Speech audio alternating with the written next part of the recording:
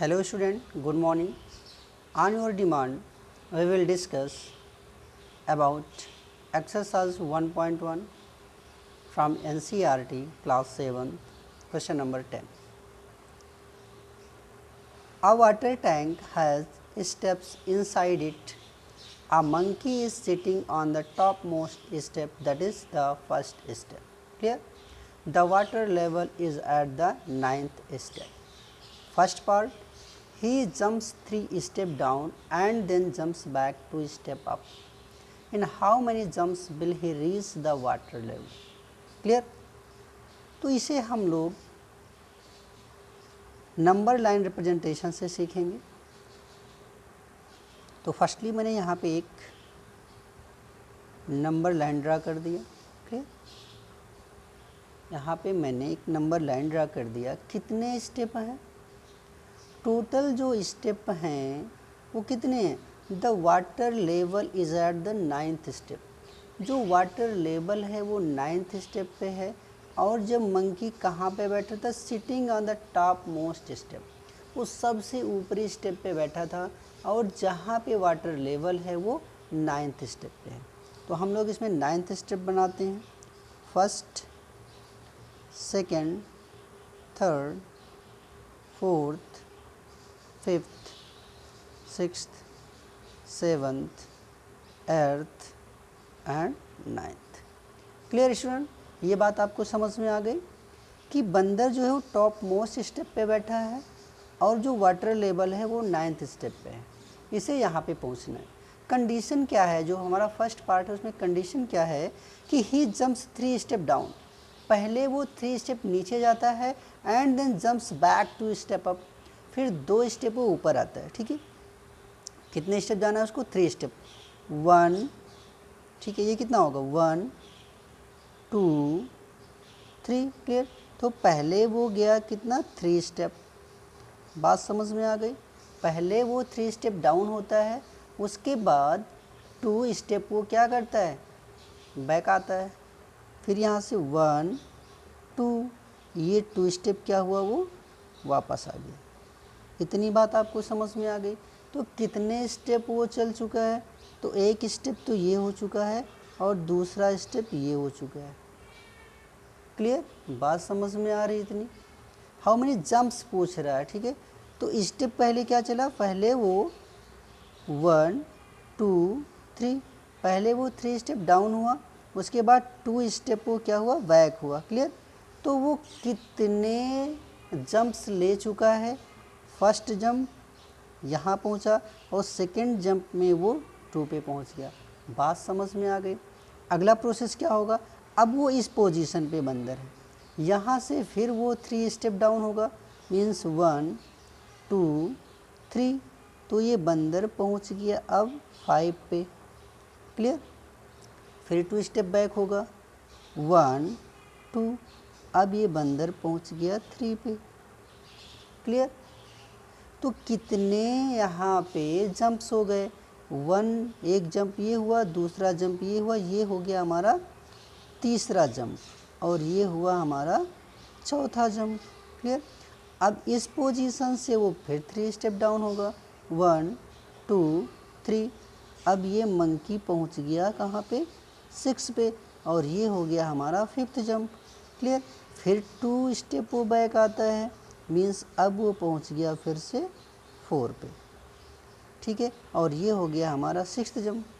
4 से फिर 3 step down होगा, 1 2 3। अब ये पहुंच गया 7 पे। ठीक है, और ये हो गया हमारा 7 जंप। क्लियर? और 7 से 2 स्टेप फिर से बैक आएगा, 1 2। और अब ये पहुंच गया फिर से 5th पे और ये हो गया हमारा 8 जंप। क्लियर? अब इस पोजीशन से फिर से 3 स्टेप उसको आना है, 1 2 3। तो अब यहाँ से ये पहुँच गया किस पे? 8 पे और ये हो गया हमारा कितना? 9 स्टेप, सॉरी 9 जंप। यहाँ से 2 स्टेप फिर बैक आएगा, 1 2। और ये पहुँच गया 6 पे। अब कितने जंप्स हो गए? 10। ठीक है, कितने जंप्स? 10 जंप हो गए, ठीक है। अब ये 6 पे पहुंच चुका है, फिर 3 स्टेप डाउन होगा, 1 2 3 और ये पहुंच गया 9th स्टेप पे, ठीक है। मीन्स उसे कहाँ पहुंचना था, 9th स्टेप पे ही तो पहुंचना था। तो अब वो 9th स्टेप पे पहुंच गया, ठीक है। अब जब तक पानी पी नहीं लेगा तब तक वो लौटेगा है नहीं। बात समझ में आ रही है। तो अब टोटल जो जंप लिया बंदर ने कितने हो गए, 1 2 3 4 5 6 7 8 9 10 और ये जो मैंने अभी बनाया था ये कौन सा होगा आपका 11, यानी कि इसका जो आंसर आएगा वो कितना आएगा 11 जंप आ गया। इतनी बात आपको समझ में आ गई, ठीक है। और इसका जो सेकेंड पार्ट है इसे भी हम लोग देखते हैं। यहाँ पे क्या है, आफ्टर ड्रिंकिंग वाटर, अब वो पानी पी चुका है। He wants to go back for this, अब वो वापस आना चाहता है। ही जम्प्स 4 स्टेप अप, ठीक है। जो यहाँ पे जो लेवल था पानी का, ठीक है, वो 9th स्टेप पे था, तो 9th स्टेप यहाँ पे हम लोग ड्रा कर लेते हैं। 1 2 3 4 5 6 7 8 और ये हो गया 9, क्लियर। अब बंदर पानी पी चुका है। He want to go back for this, अब वो वापस आना चाहता है। He jumps 4 step up and then jumps back 2 step down, अब वो 4 स्टेप ऊपर आता है तो 2 स्टेप नीचे जाता है, ठीक है। तो यहाँ से अब वो 9th स्टेप पे है, ठीक है। अब यहाँ से कितने स्टेप ऊपर आएगा, 4, 1 2 3 4, ठीक है। तो वो पहुँच गया कहाँ पे, 5 प्लेस पे। तो ये कौन सा जंप है उसका, इसका ये फर्स्ट जंप है। फिर 2 स्टेप बैक होता है, मीन्स 1 2, अब ये पहुँच गया कहाँ पे 7 पे, ये इसका सेकंड जंप हो गया, क्लियर। अब देखो ये 7th पोजीशन पे है। अब यहाँ से वो 4 स्टेप फिर से ऊपर आएगा, 1 2 3 4, अब ये मंकी पहुँच गया 3 पे, क्लियर। और ये कौन सा स्टेप होगा हमारा, सॉरी कौन सा जंप होगा, ये हमारा 3rd जंप होगा।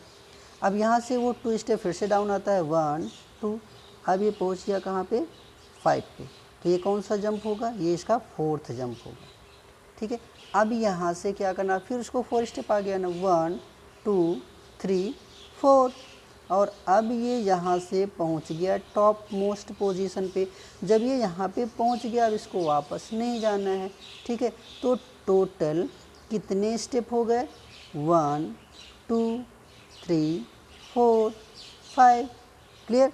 तो इसका आंसर कितना आएगा, इसका आंसर आएगा आपका 5।